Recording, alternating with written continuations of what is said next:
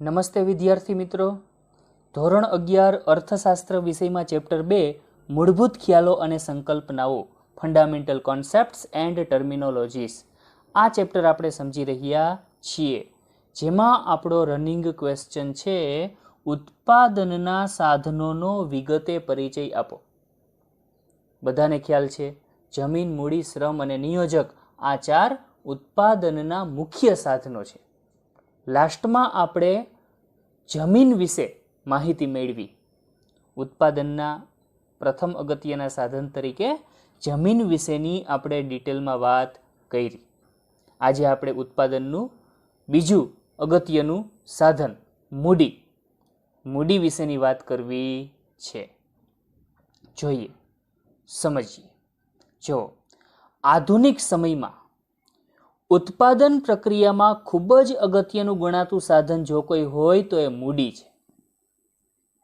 આધુનિક સમયમાં આધુનિક ઉત્પાદન પ્રક્રિયામાં મૂડી એ ઉત્પાદનનું ખૂબ જ અગત્યનું સાધન ગણાય છે. શ્રમ અને જમીન એ કુદરતનું સર્જન છે, બરાબર. શ્રમિકનો જે શ્રમ છે, શ્રમિક છે, પછી જમીન છે, એ કુદરતનું સર્જન છે. જ્યારે મૂડી એ માનવ સર્જિત ઉત્પાદનનું સાધન છે.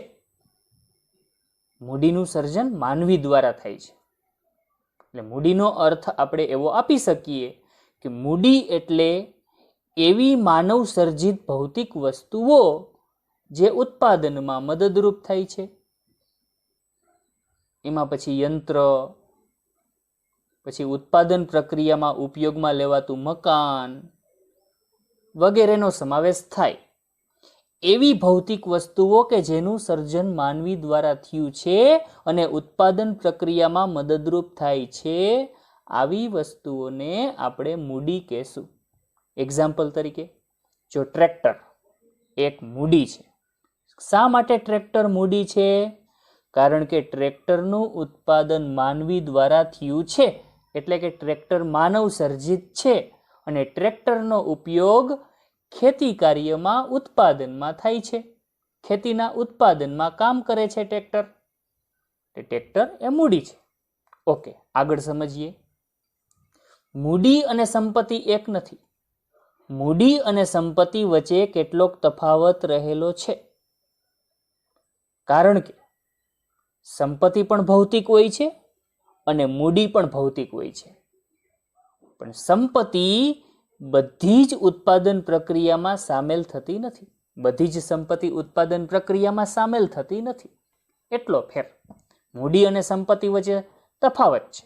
સંપત્તિ પણ ભૌતિક છે, મૂડી પણ ભૌતિક છે, પણ મૂડી છે એ બધી જ મૂડી ઉત્પાદન પ્રક્રિયામાં સામેલ થતી હોય છે, પણ એની સામે જે બધી જ સંપત્તિ છે એ ઉત્પાદન પ્રક્રિયામાં સામેલ થતી નથી.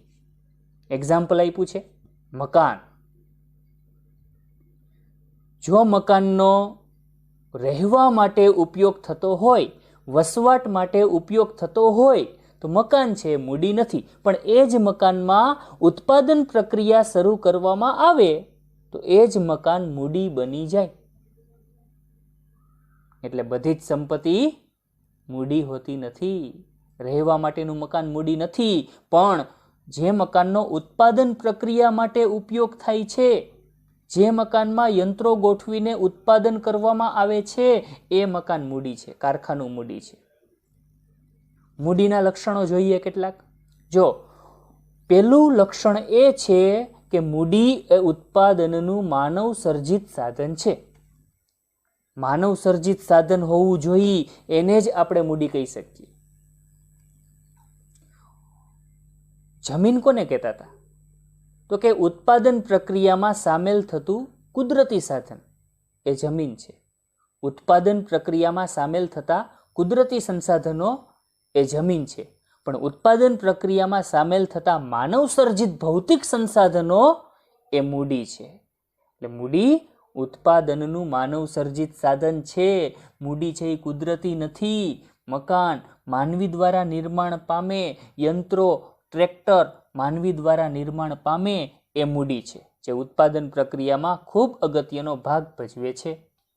બીજું લક્ષણ મૂડી એ સૌથી ગતિશીલ ઉત્પાદનનું સાધન છે. ગતિશીલ એટલા માટે કીધું છે કારણ કે એક સ્થળેથી બીજા સ્થળે એને લઈ જઈ શકાય છે. મકાનને ન લઈ જઈ શકાય, ઓકે સમજ્યા, પણ યંત્રો, ટ્રેક્ટર, આ પ્રકારની જે મૂડી છે એને ઇઝીલી એક સ્થળેથી બીજા સ્થળે લઈ જઈ શકાય છે. એટલે મૂડીની આ રીતે ભૌતિક ગતિશીલતા રહેલી છે. બરાબર, મૂડીની ભૌતિક ગતિશીલતા આ રીતે રહેલી છે, ભૌગોલિક ગતિશીલતા રહેલી છે. મકાન માટે એવું કરવું પડે કે કારખાનાનું મકાન હોય તો એને વેચીને બદલામાં નાણાં પ્રાપ્ત કરીને એ જ નાણાંનો અન્ય જગ્યાએ કારખાનું ખરીદવા માટે ઉપયોગ થઈ શકે, એ રીતે ગતિશીલતા ગણાય. પણ એટલું યાદ રાખજો, મૂડી એ ઉત્પાદનનું સૌથી વધારે ગતિશીલ સાધન છે. ટ્રેક્ટર હોય કે પછી યંત્રો હોય એને એક સ્થળેથી બીજા સ્થળે ઇઝીલી લઈ જઈ શકાય છે. મૂડીને એક સ્થળેથી બીજા સ્થળે ફેરવી શકાય છે, એનું હેરફેર કરી શકાય છે. ત્રીજી લાક્ષણિકતા, મૂડીની ત્રીજી લાક્ષણિકતા, અછત ધરાવતું સાધન છે. મૂડી અછત ધરાવતું સાધન ગણાય. મૂડીની છત નથી, મૂડીની અછત હોય છે. મૂડી એક આર્થિક વસ્તુ છે, એની અછત હોય છે, એનો પુરવઠો મર્યાદિત છે, એનું ખરીદ વેચાણ થઈ શકે છે. મૂડી મેળવવા માટે બદલામાં અવેજ ચૂકવવું પડે, નાણું ચૂકવવું પડે, અવેજ ચૂકવવું પડે. એટલે મૂડી અછત ધરાવતું સાધન. યંત્રની ખરીદી કરવી હોય તો બદલામાં રૂપિયા આપવા પડે, નાણું આપવું પડે. ટ્રેક્ટર ખરીદવું હોય તો બદલામાં નાણું આપવું પડે.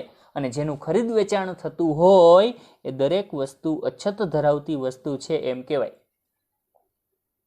સૂર્યપ્રકાશ, પાણી, હવા, આ બધી છત ધરાવતી વસ્તુ છે. એનો પુરવઠો અમર્યાદિત છે, ખૂટવાનો જ નથી. બરાબર, પણ મૂડી છે એ અછત ધરાવતું સાધન છે. એની ત્રીજી લાક્ષણિકતા. અને ચોથી બાબત, ખૂબ અગત્યની બાબત, કે મૂડીને વળતર સ્વરૂપે જે પ્રાપ્ત થાય એને વ્યાજ તરીકે ઓળખવામાં આવે છે. મૂડીને વળતર તરીકે જે પ્રાપ્ત થાય એને કયા નામે ઓળખવામાં આવે છે? વ્યાજ તરીકે ઓળખવામાં આવે છે. એક માર્કમાં ક્વેશ્ચન પૂછાશે કે મૂડીને વળતર સ્વરૂપે જે પ્રાપ્ત થાય એને કયા નામે ઓળખવામાં આવે છે? તો આપણે કહેવાનું વ્યાજ તરીકે ઓળખવામાં આવે છે. જમીનને વળતર સ્વરૂપે મળે એને શું કહેવાય? યાદ કરો, ભાડું. પણ મૂડીને વળતર સ્વરૂપે જે મળે એને વ્યાજ કહેવાય. તો આ સાથે મૂડીના જે 4 લક્ષણો છે એની આપણે અહીં વાત કમ્પ્લીટલી પૂરી કરી. મૂડી ઉત્પાદનનું માનવ સર્જિત સાધન છે, સૌથી ગતિશીલ ઉત્પાદનનું સાધન છે, અછત ધરાવતું સાધન છે, અને મૂડીને વળતર તરીકે જે પ્રાપ્ત થાય એને વ્યાજ તરીકે ઓળખવામાં આવે છે. તો આ સાથે મૂડીના લક્ષણો પૂરા. હવે પછીનું ઉત્પાદનનું જે સાધન છે એ શ્રમ. શ્રમ વિશેની હવે આપણે ડિટેલમાં વાત કરવાની છે. ઉત્પાદનના ત્રીજા અગત્યના સાધન તરીકે હવે આપણે શ્રમ વિશેની વાત કરશું. સૌથી પહેલા તો શ્રમનો અર્થ, કે શ્રમ કોને કહેવાય? તો જુઓ, અન્ય વ્યક્તિની દેખરેખ હેઠળ કે અન્ય વ્યક્તિની સૂચના હેઠળ, અન્ય વ્યક્તિની દેખરેખ હેઠળ કે અન્ય વ્યક્તિની સૂચના મુજબ વળતરની અપેક્ષા સાથે થતું માનસિક કે શારીરિક કાર્ય એ શ્રમ છે.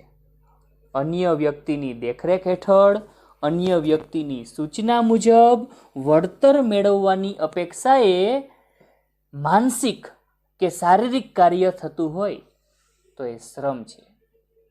અને એ શ્રમ કરનાર વ્યક્તિને શ્રમિક તરીકે ઓળખવામાં આવે છે.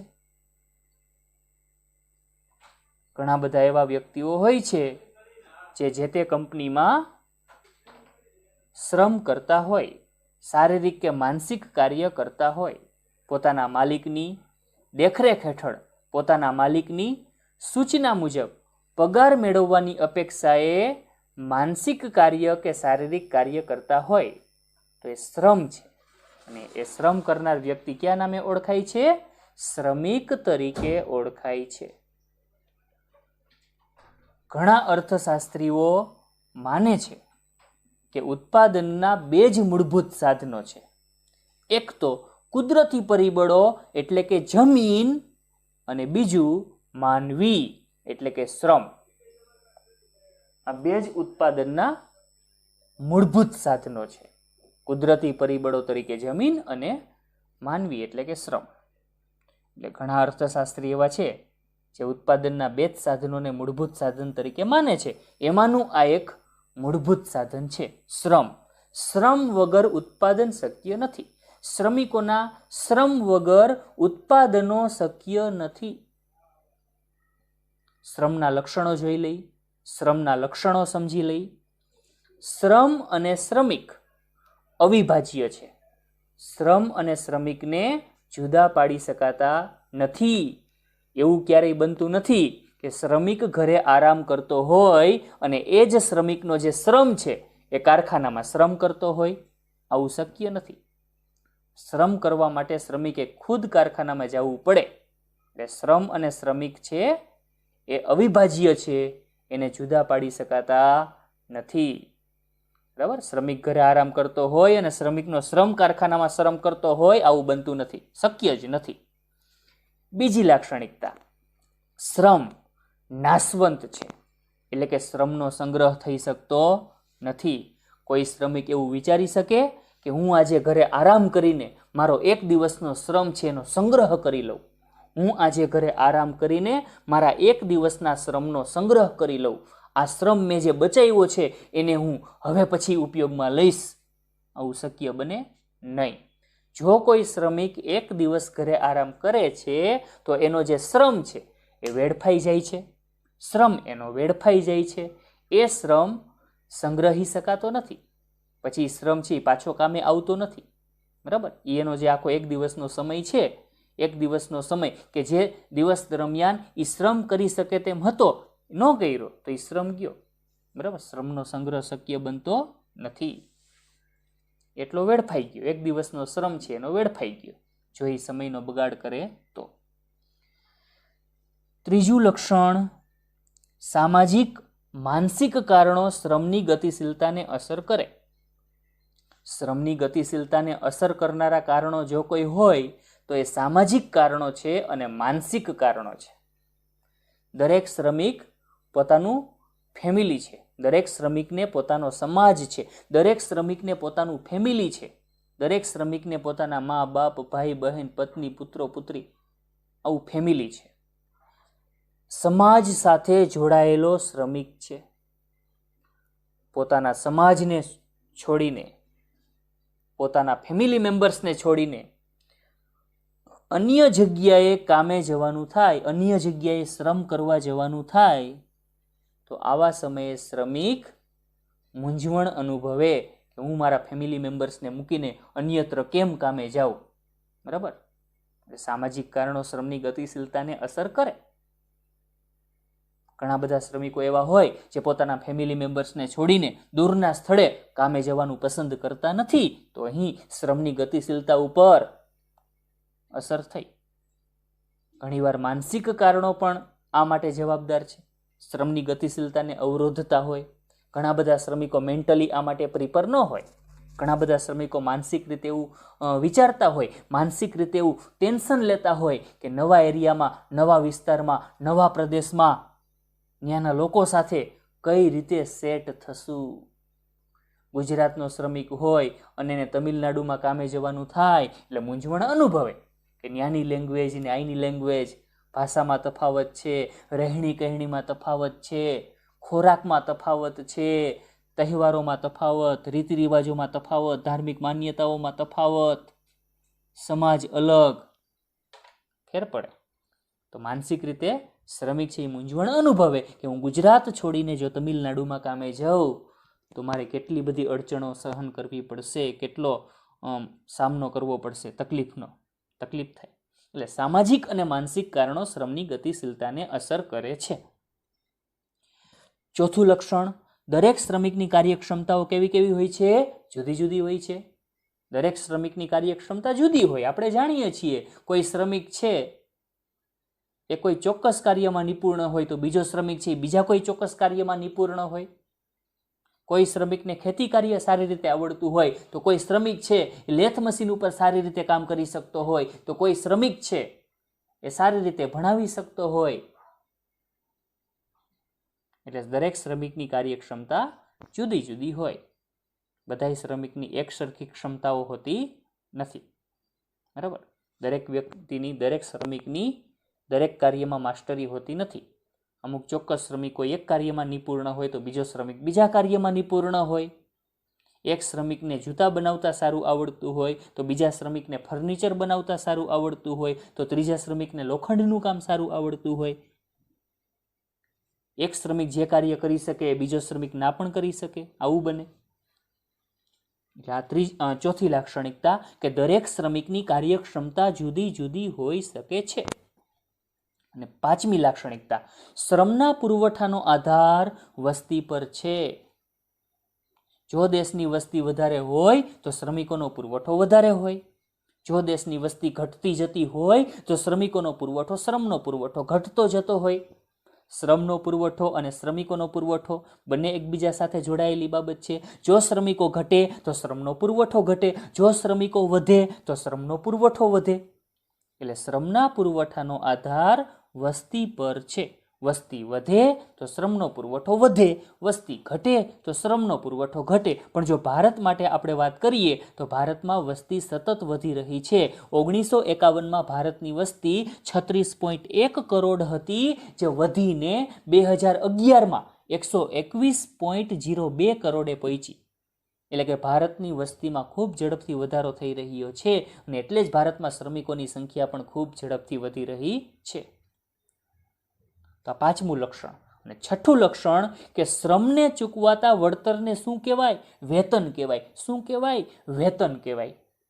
શ્રમિકોને કામના બદલામાં જે વળતર ચૂકવાય એ વેતન તરીકે ઓળખાય છે. યાદ રાખજો, 1 માર્કનો મોસ્ટ ટાઈમ્પી ક્વેશ્ચન છે કે શ્રમિકોને વળતર સ્વરૂપે, શ્રમને વળતર સ્વરૂપે જે ચૂકવાય એ કયા નામે ઓળખાય? વેતન તરીકે ઓળખાય. તો શ્રમિકોના આ 6 લક્ષણ. શ્રમ અને શ્રમિક અવિભાજ્ય હોય છે, એટલે કે વિભાજન શક્ય નથી. શ્રમ નાશવંત છે, એટલે કે શ્રમનો સંગ્રહ થઈ શકતો નથી. સામાજિક અને માનસિક કારણોને લીધે શ્રમિકોની ગતિશીલતા ઉપર વિપરીત અસર થાય છે. શ્રમિકો દૂરના સ્થળે કામે જવાનું પસંદ કરતા નથી. ચોથું લક્ષણ, દરેક શ્રમિકની કાર્યક્ષમતાઓ જુદી જુદી હોય છે. પાંચમું લક્ષણ, શ્રમિકોના પુરવઠાનો આધાર વસ્તી પર હોય છે. અને છઠ્ઠું લક્ષણ, શ્રમને ચૂકવાતા વળતરને વેતન તરીકે ઓળખવામાં આવે છે. તો આ સાથે ઉત્પાદનના એક ખૂબ જ અગત્યના સાધન તરીકે અહીં આપણે શ્રમની વાત પૂરી કરીએ. અને હવે ઉત્પાદનનું ચોથું ખૂબ જ અગત્યનું એવું સાધન નિયોજક. નિયોજક વિશેની હવે આપણે વાત કરવાની છે. સિમ્પલ અર્થમાં કેવું હોય તો નિયોજક એટલે ધંધાનો માલિક, ધંધાનો સ્થાપક, જેણે ધંધાની સ્થાપના કરી, જેના મનમાં ધંધો સ્થાપવા બાબતનો વિચાર આવ્યો, જેણે ધંધો સ્થાપવા માટે બધી વ્યવસ્થાઓ ઊભી કરી, મૂડી એકઠી કરી, જમીન એકઠી કરી, શ્રમિકો એકઠા કર્યા, બધાનું સંયોજન કર્યું, બધા વચ્ચે કામની વહેંચણી કરી, બધાને કામે લગાડી દીધા. આ નિયોજક છે, ધંધાનો માલિક. એટલે નિયોજકનો અર્થ આપણે આપવો હોય તો આવો આપી શકીએ કે જમીન, મૂડી, શ્રમ વગેરે જેવા ઉત્પાદનના સાધનોનું સંયોજન કરનાર, એટલે કે વગેરે ઉત્પાદનના સાધનોને એકઠા કરનાર, બધાનું સંયોજન કરનાર, બધાને કામે લગાડનાર એ નિયોજક છે. નિયોજક કોને કહેશું? જમીન, મૂડી, શ્રમ વગેરે જેવા ઉત્પાદનના સાધનોનું સંયોજન કરનાર એ નિયોજક છે. પણ યાદ રાખજો, વ્યવસ્થાપક અને નિયોજક બંને વચ્ચે તફાવત છે. વ્યવસ્થાપક એટલે મેનેજર, કે જે કર્મચારી છે, વેતન પ્રાપ્ત કરનારો કર્મચારી છે, જે પણ સાધનોની વ્યવસ્થા કરે છે. મેનેજરે પણ કંપનીમાં ઘણી બધી ભૂમિકાઓ ભજવવાની હોય, પણ યાદ રાખજો, એ માલિક નથી, એ નિયોજક નથી, એ માત્ર વેતન પ્રાપ્ત કરતો કર્મચારી છે. જ્યારે નિયોજક છે એ ધંધાનો માલિક હોય છે. નિયોજક ધંધાનો માલિક હોય છે. નિયોજક છે એ સ્વતંત્રપણે જોખમ ઉઠાવે છે. ધંધાકીય જોખમો નિયોજક દ્વારા ઉઠાવવામાં આવતા હોય અને નિયોજકનું જે વળતર છે એ નિશ્ચિત હોતું નથી. નિયોજક ધંધામાંથી કેટલો નફો પ્રાપ્ત કરશે એ નિશ્ચિત હોતું નથી. એ બધું ટર્નઓવર ઉપર આધારિત હોય છે. આગળ વધીએ. જમીન, મૂડી, શ્રમ વગેરેના સંયોજન દ્વારા નિયોજક ઉત્પાદન પ્રક્રિયા હાથ ધરીને આવક મેળવવાનો પ્રયત્ન કરતો હોય છે. જમીન, મૂડી, શ્રમ વગેરેના સંયોજન દ્વારા નિયોજક શેના માટેના પ્રયત્ન કરતો હોય છે? ઉત્પાદન પ્રક્રિયા હાથ ધરી અને આવક મેળવવાના પ્રયત્ન કરતો હોય છે. નિયોજક દ્વારા જમીન, મૂડી અને શ્રમનું સંયોજન કરવામાં આવતું હોય, બધાને ઉત્પાદન પ્રક્રિયામાં સામેલ કરવામાં આવતા હોય અને એ રીતે ઉત્પાદન પ્રક્રિયા હાથ ધરવામાં આવતી હોય અને એ રીતે આવક મેળવવાના પ્રયત્નો થતા હોય. એટલે કે નિયોજક છે એ આ બધા જ જોખમ સ્વતંત્રપણે ઉઠાવતું હોય, ધંધાકીય જોખમોને સ્વતંત્રપણે ઉઠાવતો હોય. પછી કુદરતી જોખમ હોય તો એ ભલે, માનવ સર્જિત જોખમ હોય તો એ ભલે, બધા જ જોખમ નિયોજક ઉઠાવે છે. મેનેજર છે, વ્યવસ્થાપક છે, એ જોખમ ઉઠાવતો નથી, કારણ કે માત્ર વેતન પ્રાપ્ત કરનારો કર્મચારી છે જે સાધનોની વ્યવસ્થા કરી આપે છે. પણ નિયોજક એ સ્વતંત્રપણે જોખમ ઉઠાવે છે. નિયોજકનું વળતર છે એ નિશ્ચિત હોતું નથી. જો ટર્નઓવર વધી જાય, ખરીદ વેચાણ વધી જાય, ધંધો સારો ચાલે તો નિયોજકને સારું વળતર પ્રાપ્ત થઈ શકે, બાકી નિયોજક સારું વળતર મેળવી શકતો નથી. પણ આ રીતે નિયોજક આવક મેળવવાના પ્રયત્ન કરતો હોય છે. નિયોજક છે એ ઉત્પાદનના ત્રણેય સાધનોને નિશ્ચિત વળતર આપે છે, પણ પોતાનું જ વળતર નિશ્ચિત હોતું નથી. જમીનને વળતર સ્વરૂપે ભાડું ચૂકવે છે, મૂડીને વળતર સ્વરૂપે વ્યાજ ચૂકવે છે, શ્રમિકોને વળતર સ્વરૂપે વેતન ચૂકવે છે. આ બધા જ વળતર નિયોજક ચૂકવે છે. એટલે કે નિયોજક જમીન, મૂડી અને શ્રમિક ત્રણેય સાધનોને નિશ્ચિત વળતર આપે છે, પણ નિયોજકનું વળતર નિશ્ચિત હોતું નથી. હવે આપણે નિયોજકના લક્ષણો જોવા છે. સૌથી પહેલું લક્ષણ, તે આર્થિક નિર્ણયો કરે છે. ધંધાકીય નિર્ણયો કોના દ્વારા લેવાય છે? નિયોજક દ્વારા લેવાય છે. બીજું લક્ષણ, તે જોખમ ઉઠાવે છે. ધંધામાં જે કુદરતી જોખમો ઉદ્ભવતા હોય, ધરતીકંપ, સુનામી, અતિવૃષ્ટિ, અનાવૃષ્ટિ, દુષ્કાળ, ધંધો ન ચાલવો એ માનવ સર્જિત, પણ આ કુદરતી, બરાબર? તો આ બધા જોખમ, કુદરતી જોખમ કોણ ઉઠાવે છે? નિયોજક ઉઠાવે છે. અને એ જ રીતે માનવ સર્જિત જોખમ પણ નિયોજક ઉઠાવે છે. જેમ કે ધંધામાં આગ લાગવી, વરસાદને, બરાબર, ધંધામાં આગ લાગવી, એ જ રીતે હડતાલ વગેરે. કર્મચારી હડતાલ ઉપર ઉતરી જાય, ઉત્પાદન પ્રક્રિયા ઠપ થઈ જાય, તો આ બધા જોખમ નિયોજક ઉઠાવે. ત્રીજું, નિયોજન શક્તિ એ એનો ગુણ છે. નિયોજકમાં નિયોજન શક્તિનો ગુણ હોય છે. એટલે જ એણે ધંધાની સ્થાપના કરી હોય, એટલે જ એના મનમાં ધંધો સ્થાપવાનો વિચાર આવ્યો હોય, એટલે જ એણે ધંધો સ્થાપ્યો હોય. જમીન, મૂડી, શ્રમ વગેરેને એકત્રિત કર્યા હોય, બધાને ઉત્પાદન પ્રક્રિયામાં સામેલ કર્યા હોય, બધાનું સરસ રીતે હેન્ડલિંગ કરતો હોય, આ એનો ગુણ છે. બધામાં આવો ગુણ હોતો નથી. એટલે નિયોજન શક્તિ એ એક નિયોજકનો ગુણ ગણાય. અને નિયોજકને મળતું વળતર એટલે શું? નફો. નિયોજકને વળતર સ્વરૂપે જે પ્રાપ્ત થાય એને નફો કહેવાય. તો આ રીતે આપણે નિયોજકના લક્ષણો રજૂ કરી શકીએ. નિયોજક છે એ ધંધાકીય એકમનો કેપ્ટન છે, ધંધાનો કેપ્ટન છે, કપ્તાન છે. દરિયામાં જહાજ છે એ કપ્તાનના આદેશ મુજબ ચાલતું હોય, એ જ રીતે ધંધો છે એ નિયોજકના આદેશ મુજબ ચાલતો હોય, નિયોજકના નિર્ણય મુજબ ચાલતો હોય. ધંધાનો કેપ્ટન ગણાય, ધંધાનો કપ્તાન ગણાય. આ વાત છે. તો આ સાથે આપણે અહીં નિયોજકના લક્ષણો પૂરા કરીએ. કયા 4 લક્ષણોની વાત કરી? તો કે તે આર્થિક નિર્ણયો કરે છે, તે જોખમ ઉઠાવે છે, તેનામાં નિયોજન શક્તિનો ગુણ હોય છે, અને તેને મળતું વળતર એને નફો કહેવાય છે. તો આ સાથે નિયોજકના લક્ષણોની અહીં આપણે વાત પૂરી કરીએ. અને સાથે સાથે આપણો જે આ ક્વેશ્ચન છે, ઉત્પાદનના સાધનોનો વિગતે પરિચય આપો, આ ક્વેશ્ચન વિશેની પણ અહીં આપણે વાત પૂરી કરીએ છીએ. હવે પછી લેક્ચરમાં એક નવા ક્વેશ્ચનની વાત કરશું. ઓકે, અસ્તુ, જય હિન્દ.